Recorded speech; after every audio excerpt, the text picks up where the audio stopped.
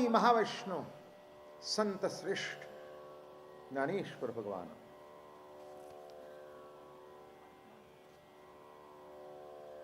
परमार्थिक अनेक असतात,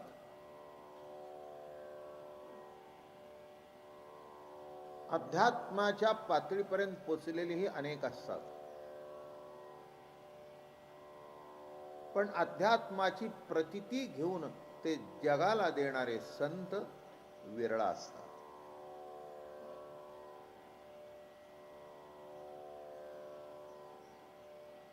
बरं का? काही विद्वान आहेत, काही तत्वज्ञानी आहेत, दुमत असण्याचं कारण नाही.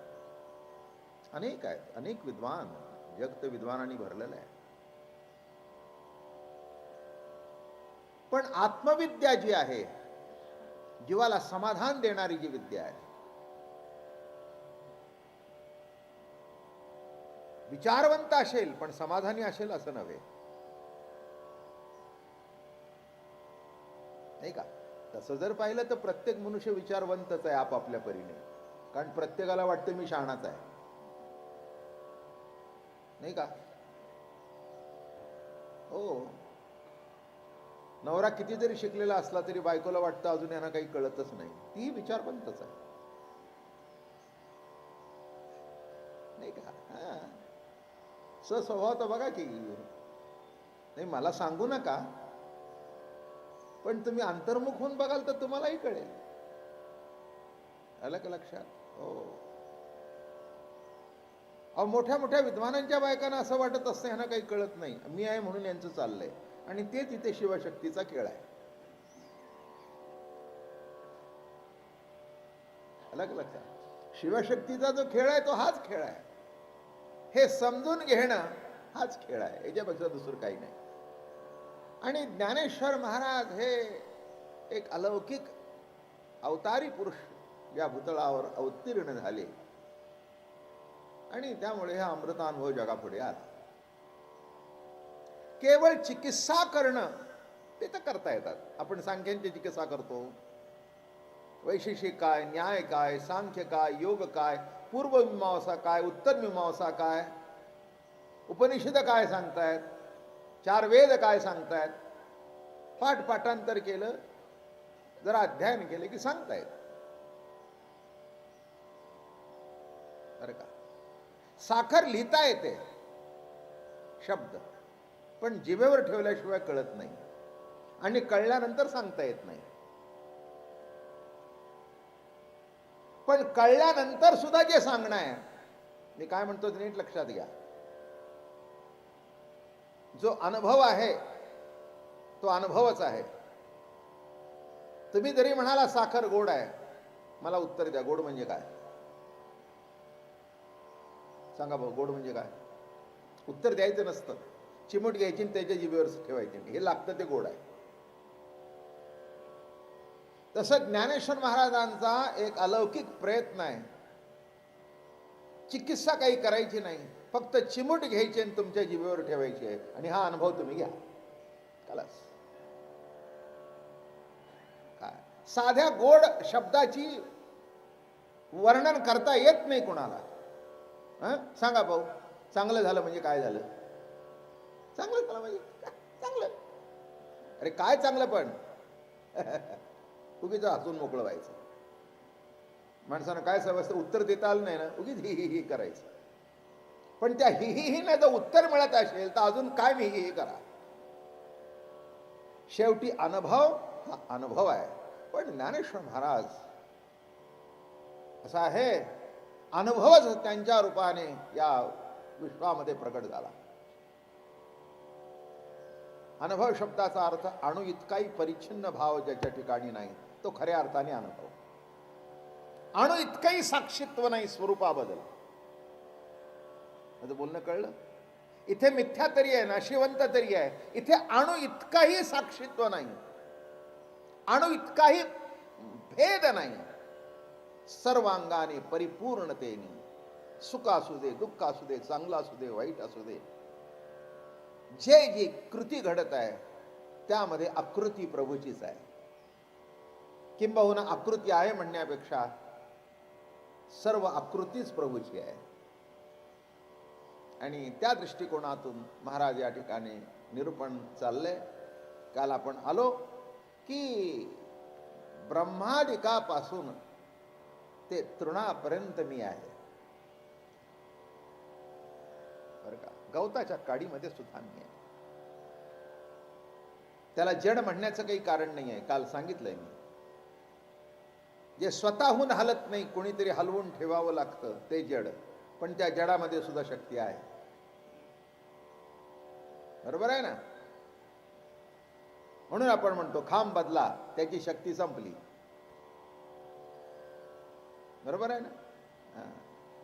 आता जरा टोप बदला, झिजला तो, तुम्ही झिजला, तुम्ही आपाप मोडीत निघता, त्याला मोडीत घालावं लागतं. नाही का? म्हणजे विचार केलं, प्रत्येक ठिकाणी काही नाही काहीतरी चैतन्याचं वास्तव्य आहे, कोणी नाही म्हणू शकत नाही. आणि हा ज्ञानोबारायांचा अमृतानुभव आहे. आता अशी ही दोन, शिव आणि शक्ती. शिव म्हणजे सत्ता आणि शक्ती म्हणजे स्फूर्ती, भान, अस्ति, भाती, प्रिय. कशा रूपाने प्रकट होते? अस्ति, भाती आणि प्रिय. अस्तित्व जे आहे तेच वास्तय, तेच प्रिय आहे. नाही का? दुसरं काय प्रिय आहे? वस्तूवर प्रेम नाही, वस्तूच्या रूपाने त्या मूळ सत्तेवरच प्रेम आहे. नाही का? वस्तूमध्ये जर ते आहे आणि वस्तूवर जर प्रेम आहे, तर वस्तूवर जर प्रेम केलं तर मुळातल्या सत्तेवरच प्रेम आहे. नाही का? वस्तूवर का प्रेम आहे? तर त्या वस्तूतून आपल्याला आपली प्रतीती येते म्हणून प्रेम आहे. प्रतीती येते म्हणून प्रिय आहे. आणि असं अस्ति, भाती आणि प्रिय असं हे ईश्वरी तत्व आहे. आता ज्ञानेश्वर महाराज काय पुढच्या ओवीत म्हणतात बघू. घरवाते मोटकी दोघे, जे गोसावी से जे रिगे, तै दाम्पत्यपणे जागे स्वामिनी जे. घरवाते, संपूर्ण घर भरून गेलेलं आहे. बरं का? त्या घरामध्ये फक्त ही मोजकी दोघीच आहेत. त्यावेळेला ज्या वेळेला पती बिछाण्यावर निसतो तेव्हा कुटुंबपणाने ती जागी असते. बरं का? याला संसार नीट समजला पाहिजे, पती पत्नी नीट समजली पाहिजे. रोज रोज तेच सांगतोय मी. त्याच्यातलं ऐक्य, त्याच्यातलं प्रेम समजल्याशिवाय शिवशक्ती समजणार नाही. काल सांगितलंच आहे, ओवी अगदी ठासून सांगितली की इथे कसा आहे हा सगळा कांत. बरं का? इथे दुसरं तिसरं काही नाही आहे, प्रकृती आहे, पुरुष आहे. बरं का? हो, हा खेळ आहे सत्तेचा. तेव्हा खेळामध्ये इथे काही पाप पुण्य अमकं तमकं असं मानायचं नसतं, कारण खेळ आहे. काय आहे? आहे काय? खेळ आहे. बॉक्सिंगमध्ये नाक फुटलं तरी फुटलं मानायचं नसतं. काय शेवटी इट इज ए खेळच आहे ना. माझं बोलणं कळलं का नाही? हां, बॉक्सिंगमध्ये काय असतं? हा त्याला मारतो, तो त्याला मारतो, तो त्याला मारतो, पुन्हा खाली पडतो, पुन्हा वर येतो, पुन्हा मारतो आणि पुन्हा जिंकल्यानंतर शेक हँड करतो. मी म्हटलं एवढं मारून शेक हँड? अहो पण त्याच्यात काय आहे? It's a game. म्हणजे मार खाऊन यांना गेम म्हणायचं जर कळतंय तर तुम्ही माझ्या पुढे बसून तुम्हाला का कळू नये? आहे ना दृष्टांत बघा की, फार गोड दृष्टांत आहे ना. काय मारता तो, धनाधन मारत असतात, रक्त गळत असलं तरी पुन्हा पुसून बरं का पुन्हा मारामारी करायला तयार. ती गल्ली बोळातली नाही, ती मारामारी निराळी. इथे कसं आहे? जाणून आहे. जाणून काय आहे की मीही त्याला फटका देणार आहे, तोही मला फटका देणार आहे. कदाचित माझंही नाक फुटणार आहे, कदाचित त्याचंही फुटणार आहे.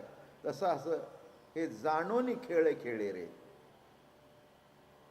आणि जाणून खेळ खेळत असल्या कारणाने तसं संसारामध्ये कधी प्रभू सुखरूपाने भेटेल, कधी दुःख रूपाने भेटेल, कधी चांगल्या रूपाने भेटेल, कधी वाईट रूपाने भेटेल. ही दोन्ही त्याचीच रूपं आहेत, किंबहुना त्या रूपाने तोच नटलेला आहे हे कळल्यानंतर त्याच्यातून सुद्धा आनंद असतो.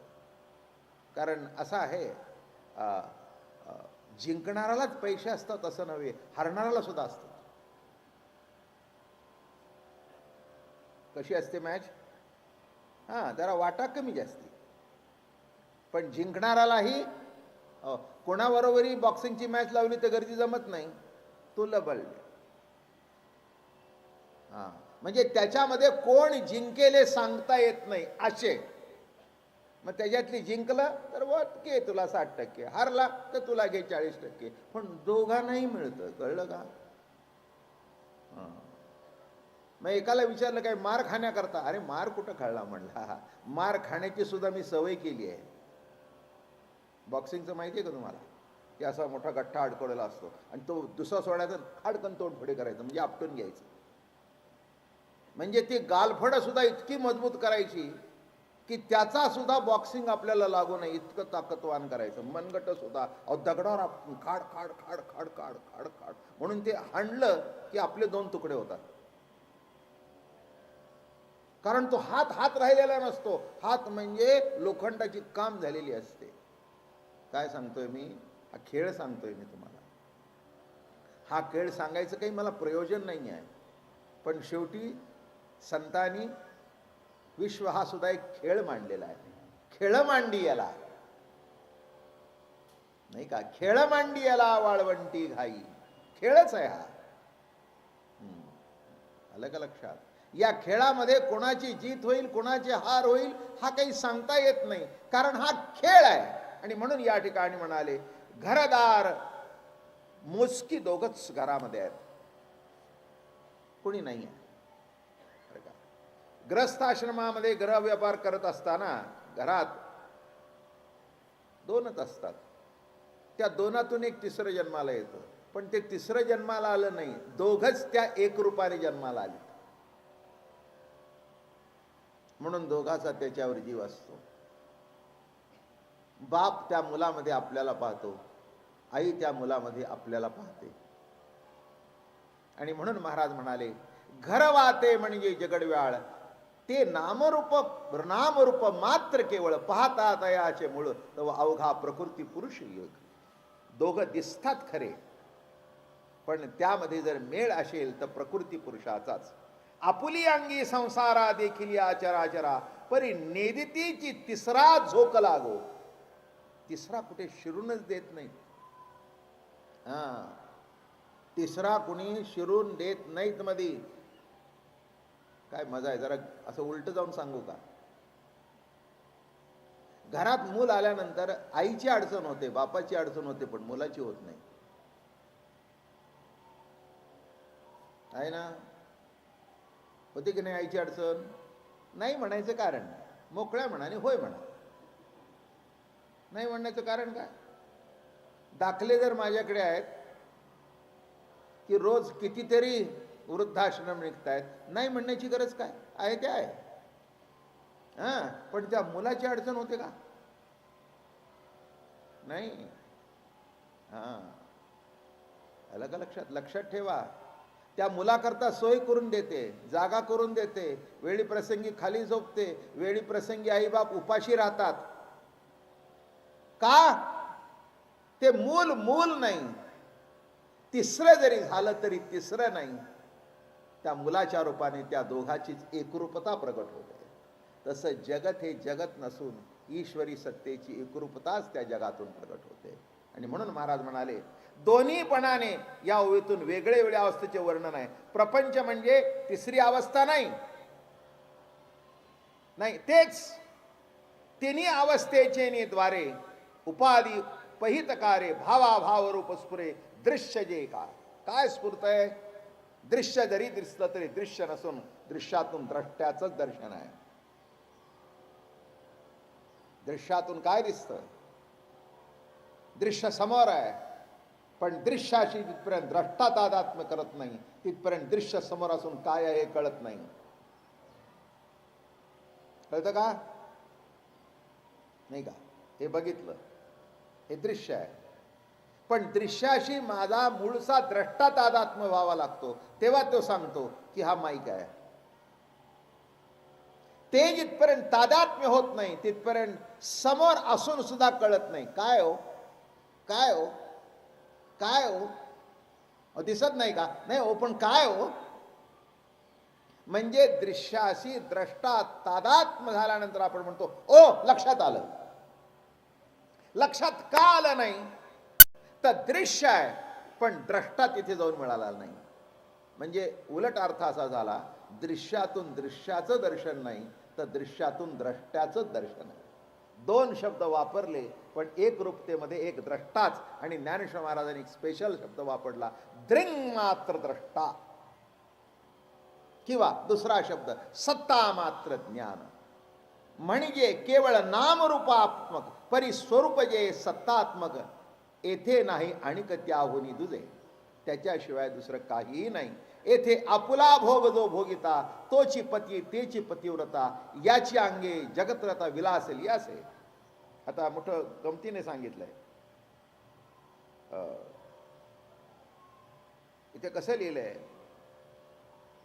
पै दाम्पत्यपणे जागे तो झोपलेला असतो तेव्हा ही सगळं बघते. जरा खाली येऊ थोडंसं. बघा ना, आपल्या घरामध्ये सुद्धा काही व्यवहार आपण बघतो आणि जे आपण बघत नाही, म्हणजे ज्या व्यवहारात आपण झोपलेले आहोत तो व्यवहार बायको बघते. झोपलेले म्हणजे शब्दाचा अर्थ काय, काय अर्थ झाला? जो व्यवहार आपण बघत नाही, म्हणजे ज्या व्यवहारामध्ये आपण झोपलेले आहोत तो व्यवहार कोण बघते? बायको बघते. दुधाचा हिशोब आल्यानंतर कोण? दूधवाला का? बर बर. बाई घरात नाहीत,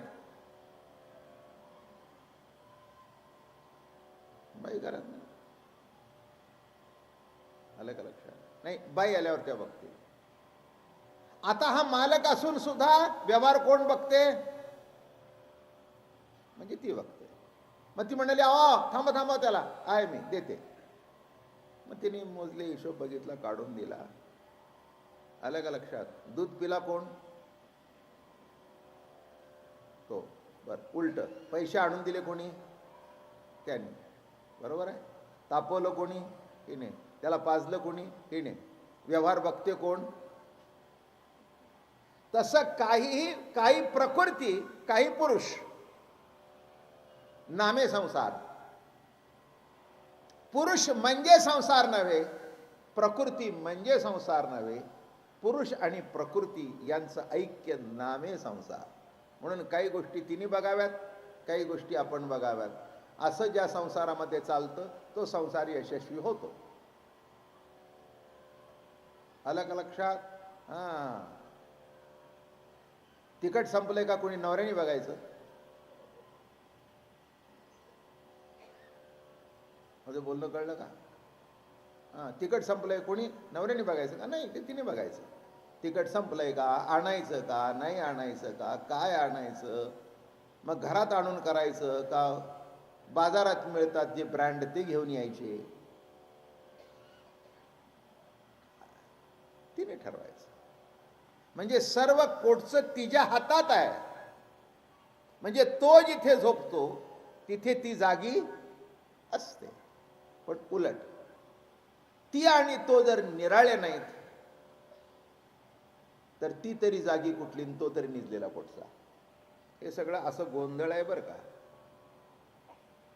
आणि म्हणून नीट लक्षात घ्या, तिने केल्यानंतर तोच करतोय या प्रतीती त्याची असल्या कारणाने तिच्या करण्यावर तो शंका घेत नाही. आता असे शंकेखोर नवरे नसतात असं नाही, पण घेऊ नये असा दंड काय? आयुष्यभर बरोबर काढल्यानंतर उगीच शंका घ्यायचं काही कारण आहे का? तिच्या हातात पगार काढून दिला, ठीक आहे, खर्च झाला. ती सटकन म्हणाली किंवा या महिन्याला 500 रुपये खर्च झाले, ठीक आहे, झाले असते. कशा करता झाले, काय झाले? दर महिन्याला होत नाही, त्या महिन्याला का झाले नाही, म्हणजे कोर्ट आहे काय, काय जबानी बिबानी आहे काय?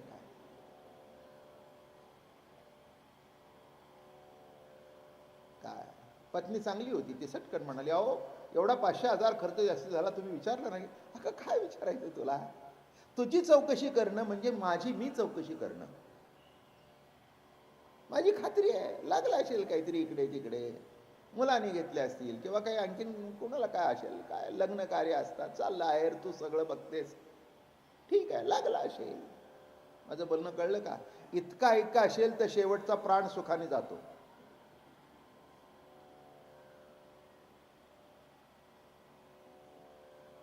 काल 50 रुपये 50 पैशाची बेरीज होती. पुढच्या 50 पैशाचं काय केलंस? ती शिल्लक दाखव काढून टेबलावर. नाही, व्यवहार जरूर असावा. व्यवहार बघूनही या मताचं मी बिलकुल नाही आहे, पण एकदा आपणच ते आहे म्हटल्यानंतर पुन्हा व्यवहार बघायची गरज नाही. व्यवहार बघण्याचे पूर्ण विश्वास,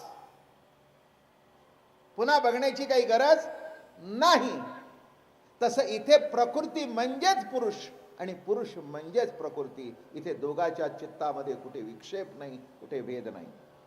आता हे स्वरूपाची जरी म्हणून जग अवघे ते मोटकीचे दोघे. बघा इथे जगाबद्दल काय चाललंय, जग नाशिवंत, मिथ्या, माया. लक्षात घ्या, फार हाच अमृतानुभव आहे. वैशिष्ट्यपूर्ण सिद्धांत जो मांडला, काय म्हणतात, आता हे म्हणून जग अवघे ते मोटकीची दोघे आणि ये तो सर्वांगे स्वरूपीच संचली. जग म्हणजे जग, दुसरं काही नाही, हे दोघच आहेत आणि दोघं नसून एकच आहेत. जग म्हणणं हे वाचारंभन आहे, जग म्हणणं हा विलास आहे. बरं का, काही काही वेळेला संसारामध्ये असं घडतं की पुरुषांच्या जवळचे पैसे संपतात.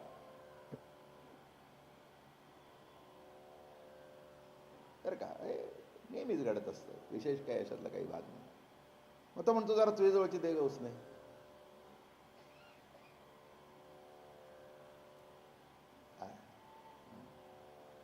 मग आता ती कुठे गेली कमवायला?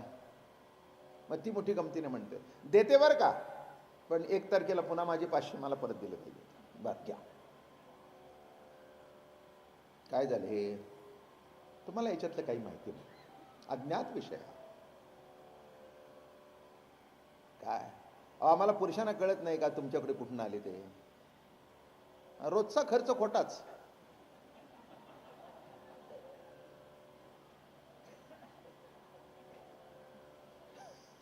रोज 500 दिले ते त्यातले 100 बाजूला काढायला सांगायचे आणि अगोदरच बोंब करायची, दिलेले कालच संपले. आता काय पुरुष काय इतके बिंडोक आहेत काय? त्यांनाही कळतं. मग आपण जर म्हटलं तुझ्याकडे कुठून पैसे आले, हा कुठून पैसे आले म्हणजे काय चोरले बिरले की काय? माझे मी वाचवले, माझे मी वाचवले, लुगड्याच्या घडीमध्ये ठेवले. ती मोठी बँक आहे त्यांची, लुगड्याच्या घडीमध्ये. आला का लक्षात? म्हणजे पैसे जरी त्याचे असले तरी ठेवले तिने, त्याला काढून दिले आणि पुन्हा सांगितलं. मग पुन्हा तो म्हणाला अगं कुठून जाऊ दे, अगं जाऊ दे ग, मी आपला विरोध केला तुला, असं काही नाही, असं काही नाही. मग तीही जरा शांत झाली. अहो मला तरी कोणाला नेऊन द्यायचे? कळलं का? काय घरातला संसार मोठा संवाद. मला तरी कोणाला द्यायचे? तुमच्याच मुलाचा वाढदिवस, तुमच्याच मुलीचं माहेरपण, माहित्या वेळेला तुमच्याकडे असतात नसतात. मग मी माझ्या जवळचं कळतं. मागच्या वेळेला लक्षात आहे का तुमच्या माहेरला मुलगी जाताना दिले होते तर साडीला पैसे कुणी दिले? प्रकृती पुरुषाचा विलास आहे हा. अगं हो, माझ्या लक्षात आहे, माझ्या लक्षात आहे, मी तुला ते देणार आहे. माझं म्हणणं कळलं? हा, तिथे कसं चाललंय, कुणी दिलं कुणी घेतलं हे नाही. संसारामध्ये एकरूपतेने आनंद भोगणं हे भांडण सुद्धा भांडण नसून रोषे प्रेम दुनिवटे पर्यंतयाचे. काय ज्ञानोबाराय म्हणाले की जसं ती गाईला वासराने ढुसणी दिलं की पाना येतो, तसं संसारामध्ये सुद्धा जरा इकडे तिकडे दोन शब्द जरा असे घासून टाकले की असं उसळून येतं. काय राग जितका उसळून येतो तितकं प्रेम सुद्धा. हे मोठी मजा आहे. तसं इथला खेळ आहे. आता हे स्वरूप जरी संचले तरी जग हे कोठून आले, हेची जग आईसे म्हणतरे कोणे दोषे. अहो सर्वच परमा जग कुठून आलं असं म्हणाल, अहो नाही आलं. जग कुठून आलं नाही, जगरूपाने तोच आहे. आलं कुठून? माझं म्हणणं कळलं का? भाषा फार मोजकी नीटनेटकी वापरली तर याचे अर्थ लागतील. आलं, निर्माण केलं, नाही नाही चुकलं. निर्माण केलं म्हटलं की चुकलं. आपण म्हणतो सगळं प्रभूने निर्माण केलं, ठीक आहे तेवढ्यापुरतं. निर्माण केलं नाही, तोच नटलाय. तोच नटलाय म्हटलं की अमृतानुभव झाला. आणि निर्माण केलंय म्हटलं की करता आला, क्रियापद आलं, सगळं बाकीच्या पुढच्या भानगडी. दृश्य आलं, द्रष्टा आला, दर्शन आलं, बाकीच्या भानगडी आल्या. आणि तोच नटलाय म्हटलं की प्रश्न मिटला. चला अजून एक दृष्टांत देऊ. दुसऱ्याच्या घरात गेल्यानंतर कुठे बसावं कुठे बसू नये याचा विचार करता का नाही? हो, मला तर ते प्रसंग रोजचाच असतो. अनेकांच्या घरी जाणं होतं, प्रवास असतो. मग आता कुठे बसावं, काय बसावं, काय नाही, आवडेल कोणाला न आवडेल. माझ्या घरात आल्यानंतर कुठे बसावा प्रश्न नाही, कुठेही बशील. काय प्रश्न आहे का? मग तिथे बसताना जेवायला तर ताटं मांडलेली असतात ना, मग मुद्दाम विचारावं लागतं. म्हणून ते इंग्रजी लोकांमध्ये चांगली पद्धत आहे, किंवा पार्टीमध्ये ज्याचं त्याचं बोर्ड लागलेलं असतं, यांनी इथे बसायचं. काही काही हुशार असतात बरं का, ज्याला मुख्यमंत्री शेजारी बसायचे तो बोर्ड अगोदर इकडे तिकडे ठेवून देतो असेही. मग तो म्हणतो इथलं बोर्ड तिथे कसं गेलं? अहो मलाही माहिती नाही. मला माहिती नाही, जिथे बोर्ड होतो तिथे मी बसलो. कळलं तुम्हाला? असे त्रिकोणी असे ठोकळे ठेवलेले असतात बघा. माझं म्हणणं कळलं का? तसं आपलं असेल तर कुठे बसावं हा प्रश्न नाही. बाहेर गेल्यानंतर व्यवस्थित नीटनेटकं जेवावं, टाकू नये. इथे घरात काळजी नसते, आपण जरी टाकलं तर बायको घेते. आलं का लक्षात? हो, ती काय असं म्हणत नाही का टाकलं, कळत नव्हतं का तुम्हाला, एवढं घ्यायचंच नाही, असं काय नाही. असं काय नाही, तुम्हाला जेवढं पाहिजे तेवढं घ्या, मी आहेच ना. बरोबर आहे ना? आणि असंच असावं ना. काय काय असावं? शे मला कोणाचं उष्ट आवडत नाही. बरं, धन्यवाद. कुणाचं न आवडू दे, पण ज्याचं आवडायचं त्याचं तरी आवडू दे ना बाई माझे. नाही, कुणाचं न आवडू. न आवडणं या शब्दाचा अर्थ नीट लक्षात घ्या, अध्यात्म सांगतोय. न आवडणं या शब्दाचा अर्थ प्रकृती आणि पुरुष भिन्न आहेत. न आवडणं या शब्दाचा अर्थ काय? एकीकडे प्रकृती आहे, एकीकडे पुरुष आहे, एकीकडे शिव आहे आणि एकीकडे शक्ती आहे. दोन्ही जर एक रूप आहे तर आवडणं न आवडणं कुठे प्रश्न आला? सिद्धांत नीट लक्षात घ्या. इकडचे इकडे सांगत नाही. जरी विनोद असला तर नीट खोच ऐका त्यातली. परिच्छिन्न असेल तर भेद आहे, अपरिच्छिन्न असेल तर भेद नाही. नाही का? इथे सर्वच जर तो नटलेला आहे तर भेद आला कुठून? म्हणून महाराज म्हणाले तरी स्वरूपी स्वरूप भोग सर्वदा असे अभंग, येथेची जगाचा माग इथेच उमटता असे. इथेच जगाचा माग उमटतो. की जग कुठं आहे? नवे नवे जग नाहीच. एकची एकासी जाणता, भेदाचा तर्क झाला आता. भेद नवे तत्वता परी नाम भेदू. नामापुरताच विलास आहे. कशा करता विलास आहे? भेद कशा करताय? दोन नाव आहेत, शिव शक्ती. कशा करता मांडलंय? नुसता विलासा करता. याच्याशिवाय तुझं ताट माझं ताट, बस एवढंच. याच्यापेक्षा काही त्याच्यामध्ये भेद करण्याचं काही कारण नाही. म्हणून महाराज म्हणाले अहो एकी अनेकता ते इतुलीची जाणावी आता. प्रकृती आणि पुरुषता ते हेची. अहो एकी अनेकता, गोड लिहितात महाराज. एकी अनेकता ती इतुलीची जाणावी तत्वता. एकामध्ये अनेकत्व तितुलीची जाणावी तत्वता. दिसतंय भेद पण भेद नाही, एक रूपच आहे, एक रूपच आहे. जरा खाली येऊन दृष्टांत देतो. एका बटाट्याचा बटाटे वडा केला, त्याची भजी केली, त्याची भाजी केली, सुकी भाजी केली, पातळ भाजी केली, पॅटीस केले, बरं का. बटाट्याचा काचऱ्या केल्या, काप केले, बटाट्याची सळी केली, इथून तिथून बटाटा. सळी म्हटली तरी बटाटाच, काप म्हटलं तरी बटाटाच. दोन्ही स्त्रीलिंगी पुल्लिंगी शब्द वापरले. काय म्हटलं मी? वडा म्हटला तरी बटाटाच आणि भाजी म्हटली तरी बटाटाच. तसं शिव म्हटलं तरी शिवच आणि शक्ती म्हटलं तरी शिवच. हे सगळं जरा, पण नावात फरक झाला. काय केलं? नुसती अशी सुट्टी सुट्टी वाढली बटाट्याच्या पोळी की भाजी, एकत्र करून वर असं लावलं लेपण, टाकलं की वडा. काय गंमत आहे हो. वरून काहीतरी लावलं आणि आत दुसरं घातलं की पॅटीस, उभं कापलं की सळी, गोल कापल्या की काचऱ्या. काय गंमत आहे.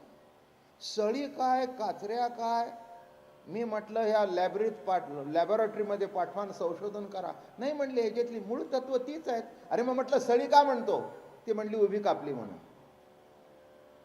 काचऱ्या का म्हणतो? तर म्हणले गोल कापले म्हणून. तसे तुम्ही गोल असा, उभे असा, आडवे असा, किंबहुना असा नसा, जे काही असा तुम्ही, ते शिवशक्ती असा. बर का. काय जे काही आहात ते कोण आहात? तर शिवशक्ती आहेत. म्हणून महाराज, अहो हा जगत वासू तो ज्ञानाचाच विलासू. जै ज्ञानी निज ध्यासू पुरुष केला. विलास शब्द अध्यात्माच्या जगामध्ये माणसांना अवघड जातो. विलास विलास, अहो हे सगळं सोडून द्यावं लागतं. हे मिथ्यावाद. कळलं का तुम्हाला?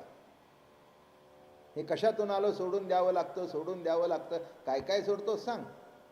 मला कोणावर काही बोलायचं नाही आहे, पण जाऊ द्या, बोलत नाही. काही बोलायचंच नाही असं ठरवलं मी आणि बोलतही नाही. आलं का लक्षात? पण मोठा अवघड असतो हो. सर्वसंग परित्याग करून सुद्धा भोग सुटत नाही. एक बायको केली नसेल पण ताटामध्ये पक्वानच लागतं. कळलं तुम्हाला? एक परवाच सांगितलं होतं सुरुवातीला. दुग्धा म्हणे नारायण तक्र शिष्या समान. बासुंदी आली की नाही, मागायचं नाही तोंडाने. तोंडाने वाडा म्हणायचं नाही. बासुंदी, नारायण नारायण नारायण टाक. इतरे जना. अरे एक बायको केली नसेल पण जीभ सुटली का? मला आठवतं, मी वृंदावनला गेलो. मोठी अजून ते माझा तो यमुनेकडे उतरायचा रस्ता, ती गल्ली, तिथे ती रबडी बिबडी एकदम सुंदर मिळते. मिठाई बोलायचं काम नाही. असं मी तिथे घेत उभा होतो. आला एक संन्यासी चांगला, भगवे कपडे पुढे घाला. कैसे हो, कहां से आए? महाराष्ट्र से. कुछ दान धर्म करो.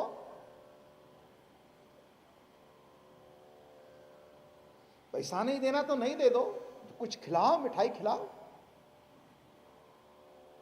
आता आम्हाला एक तुकडा दिला तर पाव खायची सवय. मी आमचे बर्फीचं बॉक्स होतं, त्यातलं घेतलं आणि एक तुकडा. क्या महाराष्ट्र से आए और एक टुकड़ा? अहो कुछ 1 किलो खिलाओ, 2 किलो.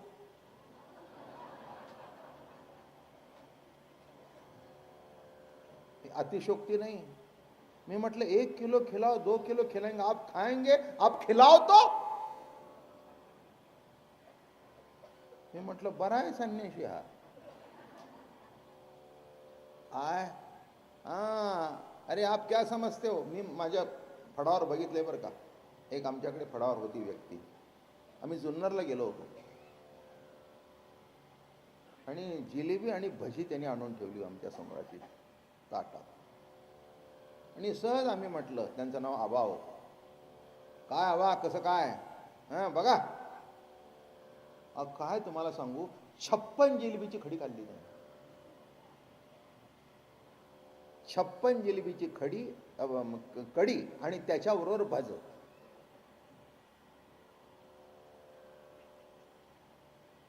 एवढं उतरून माडीवरून आम्ही खाली आलो. मला म्हणाले महाराज 1 कप चहा प्यायलाच पाहिजे. तर हे अवघड आहे बरं का सगळं गणित. काय माणसं ही खाणारी असतात. आपण आपल्या पद्धतीतून विचार करतो. आलं का लक्षात. असं ताट फिरलं की एवढा एवढा भात 1 चपाती. आमच्यासारखे तर काय एवढं एवढं माणसं मला म्हणतात महाराज काय तुम्ही जेवता, कशाला बसता ताटावर. म्हटलं तुमच्या पंक्तीला लाभ घ्यावा म्हणून, दुसरं काय. तुमच्या पंक्तीचा लाभ मिळावा म्हणून. लक्षात घ्या मी काय म्हणतोय ते.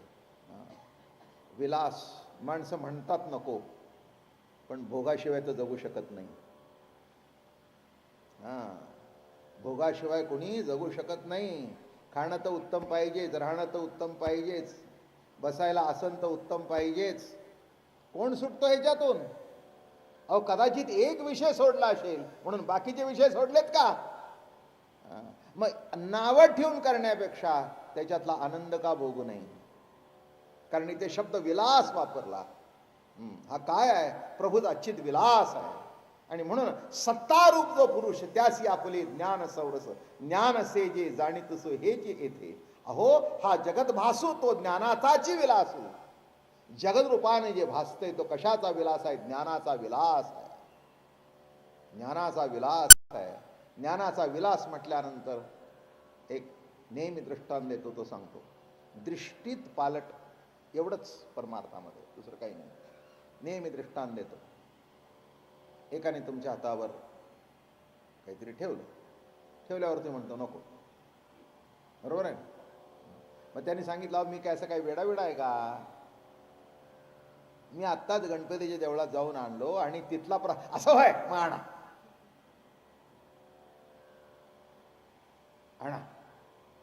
हो अगोदर काय नाही म्हणला. हो तो आता काय तुमचा मोदक होता, अगोदरच मला 400 साखर आहे आता.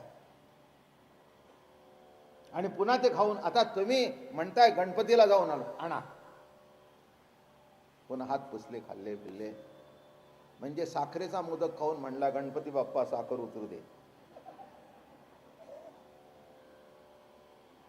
हात जोडून काय म्हणतो, गणपती बाप्पा साखर कमी होऊ दे. अरे म्हटलं आता एवढं खाल्लं असेल कमी होऊ दे. अहो म्हणला महाराज ती काय साखर आहे का, प्रसाद आहे. बरं साखर नाही का,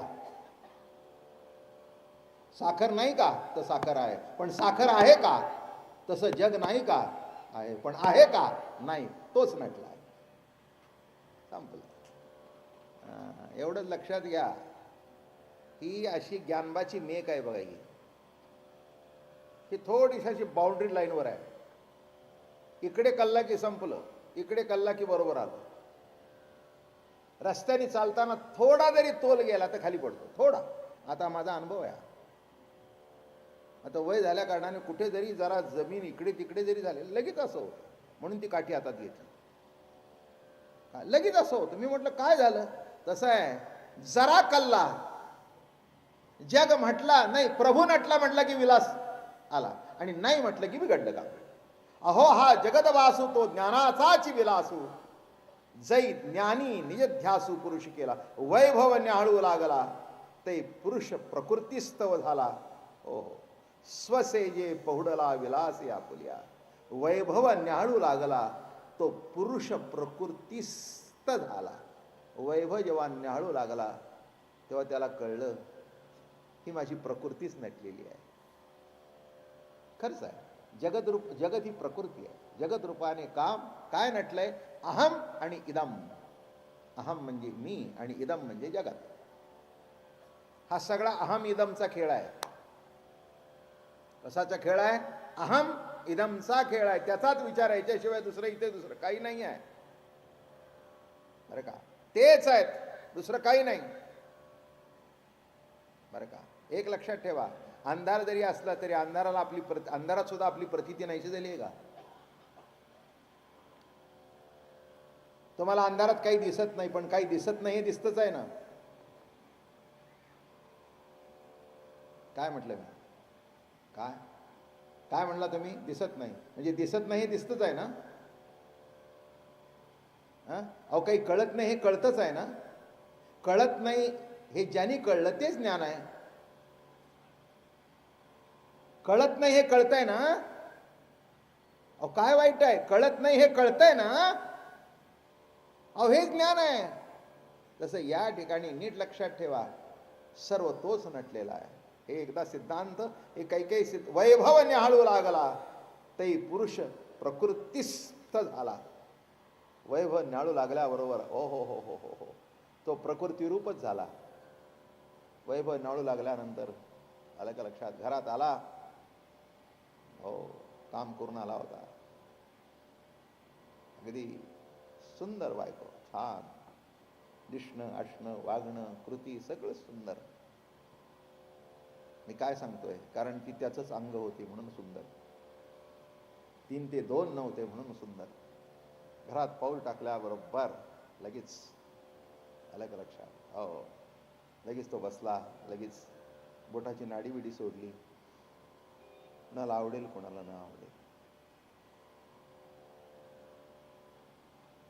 बरं का, बोटाची नाडी बिडी सोडली, बोट काढून बाजूला ठेवला, मोजे ठेवले काढून. लगेच कपडे बिपडे असे, इस्त्रीचा लेंगा, इस्त्रीचा सदरा असा मांडून ठेवलेला सुंदर. साबण बिवण देऊन टावेल लगेच घेऊन तोंड बिंड पुसला, लगेच पोह्याची बशी हातात. काय म्हणाला? वा वा वा, काय आनंदी झाला तो. काय ग म्हणाला, तू माझी किती काळजी घेतेस? ती म्हणली, मी तुमची काळजी घेत नाही, माझीच मी काळजी घेते. कळलं का अमृतानुभव? तुमची काळजी घेत नाही हो, तुमच्या अंगावरचा सदरा मळला म्हणजे माझाच अंगावरचा मळला. काय हो, मग सुंदर पोहे दिले, चहा सुंदर दिला. वा वा वा वा वा. करत नसाल तर करायला सुरुवात करा आजपासून. काही काही कार्ट्या अशा शिकवतात, नवऱ्याला डोक्यावर चढवून ठेवू नकोस, त्याचं त्याला करू दे. मुडदा पडला त्या संसाराचा.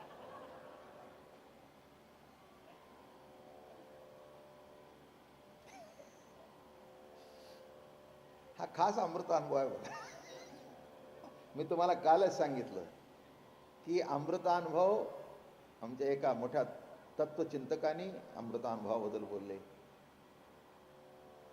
जे साधारण लेवलने ऐकतील त्यांचा संसार सुखाचा होईल, आणि अध्यात्म लेवलने ऐकतील त्यांना शिवशक्तीचं ऐक्य कळेल. निदान आमच्या पुरता संसार जरी सुखाचा झाला तरी खूप झालं, जाऊ द्या पुढचं पुढे. काय, घरातला प्रपंच जरी सुधारला, घराचं पती पत्नीचं नातं जरी सुधारलं तरी खूप झालं.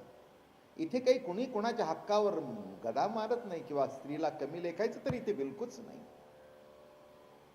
बिलकुलच नाही. मग सुंदर ताट, सुंदर जेवण, हो हो हो हो. काय शेजे म्हटल्यानंतर असा बिछाना घातला होता, नाही तर ते महिना बदलायचं नाही, तेच वर काढायचं नाही, तेच वर जायचं. राम राम राम. उशीचं नवीन कवर आणलेलं पुन्हा फाटेल तेव्हाच निघालं. माफ करा मला.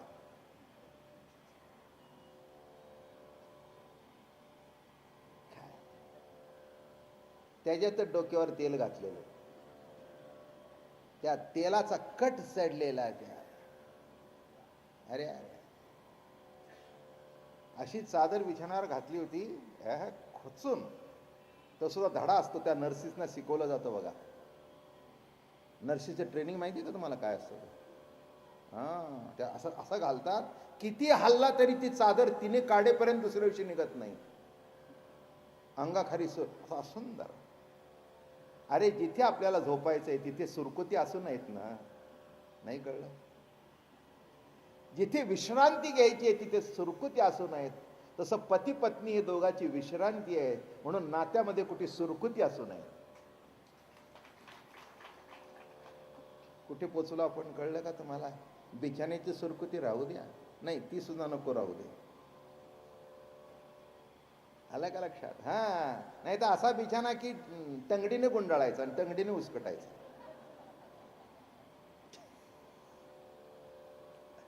आता मला नाईलाज आहे, हा विलास मांडायलाच पाहिजे.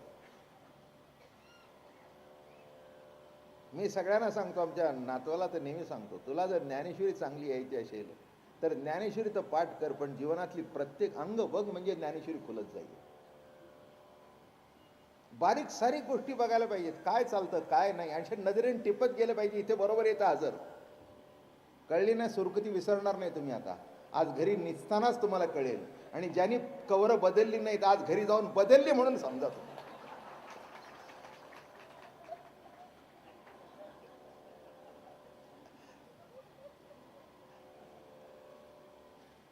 हा, उशी सुद्धा कशी असावी, तिचं कवर कसं असावं, हा काय, ती उशीवर झोपताना असं असं जरा करावं, तिला सुद्धा बरं वाटतं, म्हणजे झोप चांगली लागते. तिला थोपटल्याशिवाय ती तुम्हाला कशी थोपतील? काय अशी सुंदर सुंदर छान सादर अमकत व्यवस्थित झोपला की इतका आनंद, इतका आनंद. हो, एखादा गजरा ठेवून द्यावा बाजूला, विलासच आहे. त्याचा सुवास गेल्यानंतर इतकं बरं वाटलं, मंद सुवास, सुंदर आनंद. जीवन कशा करताय? दुःखाने मारण्याकरता नाही. एवढा जर प्रभूचा विलास आहे तर त्या विलासातून आनंदाचा क्षण यावा आणि आनंदात विरून जावं, अशा करता हा अमृता अनुभव आहे. हो, मी तुम्हाला गमत सांगू, आमचे सद्गुरू दादा महाराज होते की नाही, इस्त्रीचे कपडे नसायचे, पण दिवसाला 4-4 सदरे बदलायचे. कुठे जरा काही पडलं की स्वच्छ चादर रोजची बदलायची, उशाची कवर रोजचं. एकदा त्यांना कोणीतरी विचारलं की महाराज काय आपल्या चादर स्वच्छ? ते म्हणले तसं नाही रे, माणसं माझ्या दर्शनाला येतात, दर्शन प्रशस्त असावं. दर्शन कसं असावं? हा, प्रशस्त असावं. देवाची पूजा करताना जाऊ नये, पूजा केल्यावर जावं, म्हणून पूजेला पडदा असतो. पूजोनी देव पाहिजे. मग देव जर पूजोनी पाहिजे तर तुम्हाला कसं पाहिजे? हाफ पॅन्टवर? नाही नाही, तुम्हाला कसं पाहिजे? तुम्हाला कसं पाहिजे? दर्शन म्हणजे दर्शन. शब्द कसा आहे? दर्शन म्हणजे दर्शन. आता उद्या जर मी फेटा नाही बांधायचं ठरवलं तर तुम्ही काय करणार आहात? मला काहीच करू शकत नाही. पण तुमच्या समोर एक व्यवस्थित दर्शन आहे, फेटा बुक्का बुक्का. याच्यात फरक केला तर मला लगेच सूचना येतील की महाराज आम्हाला तुम्हाला असं बघायची सवय नाही. माझं बोलणं कळलं का? हां, म्हणजे बसणारा पुढे जाताना सुद्धा दर्शन कसं असावं? प्रशस्त. ज्ञानेश्वर महाराजांनी लिहिले, दर्शनाचे नि प्रशस्ते पुण्यपुरुष. दर्शन. आणि मला आठवतं, आजकाल बदलला काल, मी त्यांना बोडकं कधी बघितलं नाही.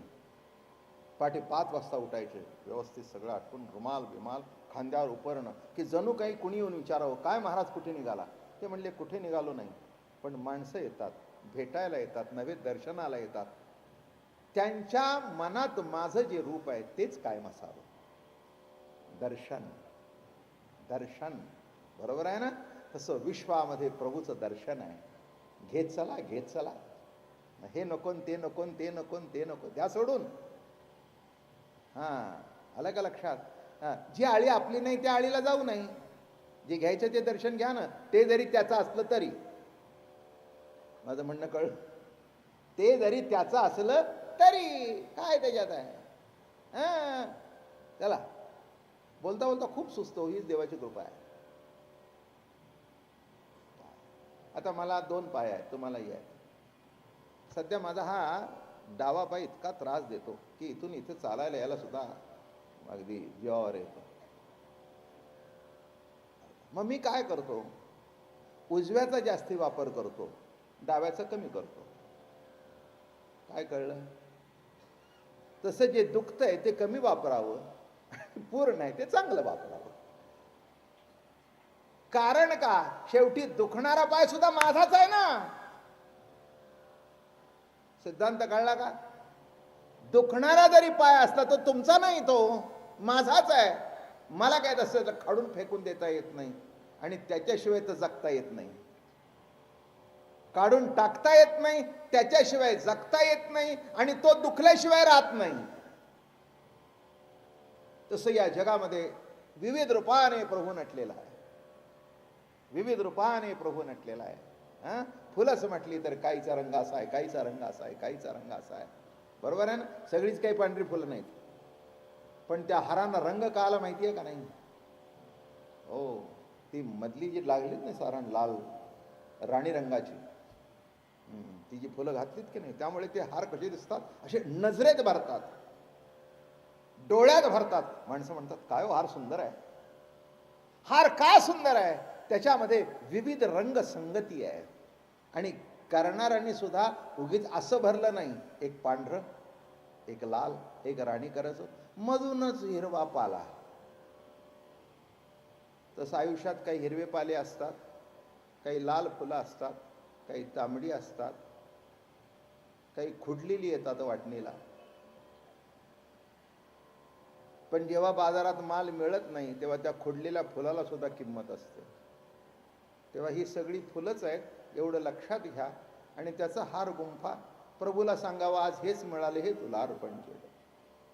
चला. अहो प्रकृतीसी तादात्मता, पुरुष पावलाची असता तरी प्रकृती अंगे जागता पुरुषी असे. ठीक आहे, प्रकृती जागी राहिली असं म्हटलं, पण पुन्हा त्याचा मिलाप करतात. अरे प्रकृतीच्या रूपाने तरी कोण जागा आहे? तोच ना. प्रकृतीच्या रूपाने कोण जागा आहे? तोच जागा आहे. म्हणून पुरुष वर्तमान प्रकृतीचे जागते सजाण, ते हे चिद्विलास जन भासले. एवं स्वरूप न विसंचोनी आपे आप द्विधा भान, तेच हे चिद आपे आप द्विधा भान. द्विधा भान हा चिद्विलास आहे. द्विधा भान म्हणजे दोन दिसत पण नाही. माझं म्हणणं कळलं का? लक्षात ठेवा, आता पुन्हा सांगतो. दोन दिसणं हा तिथे भ्रम आहे आणि इथे दोन दिसणं हा विलास आहे. दोन दिसणं हा काय आहे? भ्रम आहे. इथे काय म्हणतात? दोन रूपाने जे प्रगट झालं तो त्याचा विलास आहे, विलास आहे, विलास आहे. सोन्याचे दागिने निळ्या तऱ्हेने प्रकाट झाले तर तो काय आहे? त्या सोन्याचा विलास आहे का नाही? काय सुंदर विलास, कशाचा? सोन्याचा विलास. अंगठी काय, गळ्यातली चेन काय, हार काय, सोन्याचा विलास.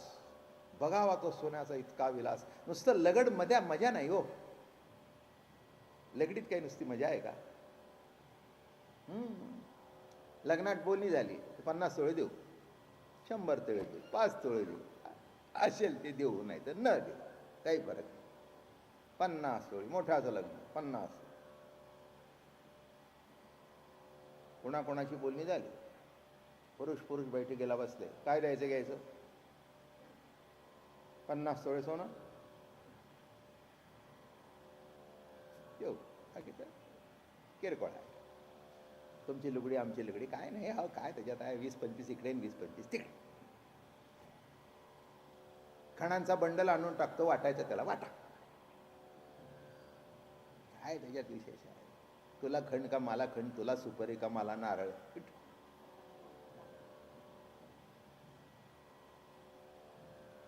येड्याचा बाजार सगळा. या लग्नात मोठं असं, माझी ओटी भरली नाही. आता काय आयुष्यभर ओटी भरली तरी अजून काय तुझी ओटी माझी ओटी. चाल मग ठरलं लग्नाच्या बैठकीमध्ये एवढा दृष्टांत सांगतो ना, आटपतो. बरोबर टाइम होतो. सुंदर दृष्टांत आहे, मजेशीर, म्हणजे कळेल तुम्हाला, विलास कळेल. 50 तोळ्याची बोली झाली. मग श्रीमंत घराणं होतं, त्याने लग्नावर बसले, म्हणजे मुलीचे दागिने.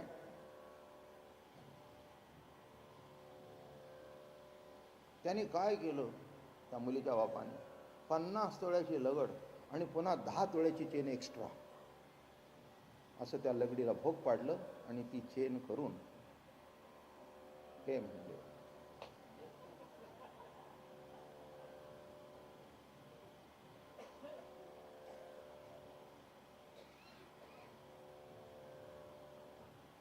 शेवटी कोणीतरी त्या म्हणाला, अहो काय हे, बोलायचं नाव नाही, बोलीपेक्षा 10 तोळे जास्ती दिलंय, 50 बोललो होतो 60 घातलंय. अहो पण हे काय, हे काय काय म्हणले, सोनं. मग बायको आली म्हणजे तुम्हाला काही कळतं का नाही येड्यासारखं, हा काय. तो म्हणला आता मी आणले ते घाल तरी. अहो ते पोरीची कार्टीची मान जी खाली वाकली ती वर होईना. तितका दुसरा तर आणा म्हणले 50 तोळे. घेतलं, बाजारात गेला, दिले. मग बांगड्या आणल्या 10 तोळ्याच्या, पाटल्या आणल्या 10 तोळ्याच्या, हार आणला 10 तोळ्याचा. हा. मग सगळे म्हणाले, वाह काय सुंदर हार, काय सुंदर बांगड्या, काय सुंदर पाटल्या, काय सुंदर गोट. कशातून झालं, त्या लगडीतून. पण लगड ग्राह्य आहे का, लगड घालता येईल का, आणि घालणारा जिवंत राहील का. कारण ते प्रत्येकाच्या पाया पडायचं ना. देशमुख साहेब सांगा, 50 माणसं उभे राहिली, असं खाली वागताना ती लोंबते आणि वर केले की थाडकन आपटते. ते 50 लोकांच्या पाया पडता पडता ती छातीची खलास बेल्ट होऊन जायचं.